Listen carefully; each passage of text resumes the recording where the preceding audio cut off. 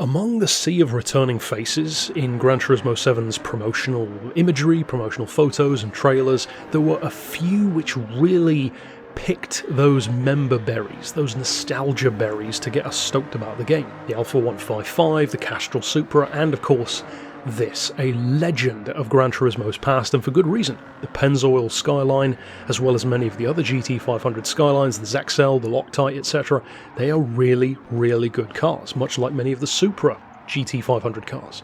The interesting question that we have to pose here, though, is that because this car has come back now, that means a number of differences have happened since its last outing in GT6. See, in the older games, the Pennzoil was a chunky car. In fact, all of the GT500 Skylines were. They were super wide. I don't know if it was maybe the camera differences back then or just the fact that they weren't HD, but they really looked super big and super chunky, whereas now it looks much more modest. It doesn't look as crazy big or as wide. That's not necessarily a bad thing, though. It could be more nimble. But the biggest pressing question for this car to answer is, now that it has returned, is it justified in its price? Because just like the Alpha 155 and a number of others, this is a Hagerty collection car. A used car, if you will, but a used one of the highest order, wherein it's 2.5 million credits. On the one hand, that's not too crazy to earn that much, but that's not really the point. It's a lot more expensive, about 2 million credits more expensive than most of its rivals, which you can buy for about 450,000. Now, they don't have the pedigree, they're not as legendary, but many of them are at least as fast, straight out of the box, and certainly when you apply balance of performance. So is this just a member berry with a big price tag? Is it a collector's piece, or does it have use? Well, the answer of course to that is going to be yes, because any race car can win in the right hands, but what I will say is unfortunate about this car to some degree is, to me, the Pennzoil Skyline feels like it kind of contradicts itself with its price. It skews very much toward being a really beginner-friendly car. It's super easy to drive, really consistent. You can step the tail out, but it's very controlled, nowhere near as much power as most of the other Group 3 cars in the newer kind of age, you know, the Citroens, even something like the McLaren F1 GTR, of course, but that allows it to be more driver-friendly.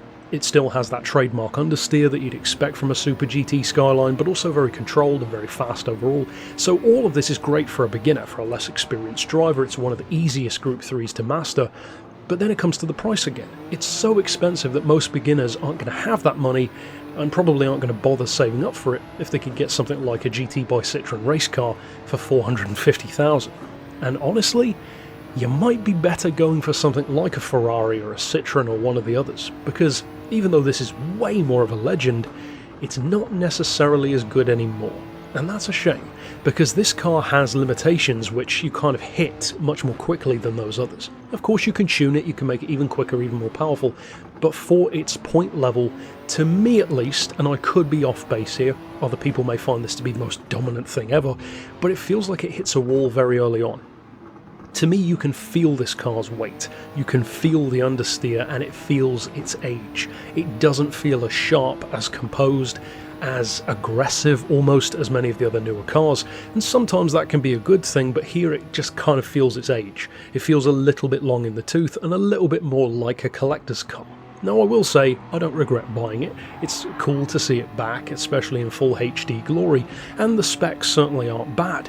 The point level, for example, is 727, so it's not crazy high, but it's about what you'd expect. 1200 kilos, again, that's outdated now, but it's not obscenely heavy. It's no Panoz or Lister Storm by any stretch. And the power, of course, being a GT500, is decent, 498. But time has moved on. And unlike the Porsche 911 GT1, which is just badass anyway, even as a collector's piece, regardless of anything else, it could be trash and you'd still love it. This one, I think, has a higher bar to clear. Being an actual legendary race car, it needs to be as fast as we remember it being. Or actually it doesn't, because what they've gone with, I believe, is more realism, which is great. The disadvantage is realism is often not kind to your nostalgia. So I kind of respect what they've done, but I think a lot of people will be disappointed by this car if you expect too much of it. In other words, this to me would be kind of like if they bought the Suzuki Escudo back, but then it ended up being, you know, slower than, I don't know, a Tajima E-Runner.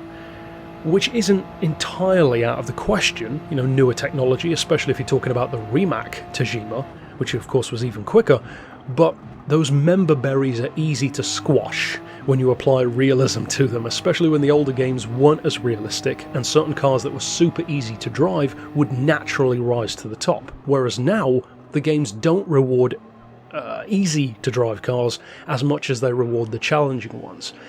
That's good, potentially, but I think it means that you do need to have very, very measured expectations. Not low, but not high. Very measured. Expect it to be a legend, but don't expect it to be anywhere near as dominant as something like this could have been in those older games. If you go in with that mindset, you can have a lot of fun. It's fantastic for career mode, you know, going into the world circuits and clearing up a load of events with it. And it does have a very endurance car kind of vibe. And the reason why I say that is because it's very fun to use. Because it's such a low effort driving experience, you can comfortably cruise lap after lap without ever really feeling fatigued. And that might even be the best thing about this car's driving style. It's very, very relaxed. That works to its disadvantage on the absolute performance side, but it works to its advantage on being easy, pleasant, and consistent. Overall, that's it for my thoughts on the Pennzoil, though. Certainly a legend, one of the biggest legends of the whole franchise, of course. So tell me your thoughts down below. Do you agree, disagree, maybe have certain events or tuning that you believe really unlocks a diamond out of this car? Of course, drop that down below and stick around on the channel for more reviews in future. But for now, as always, thanks for watching.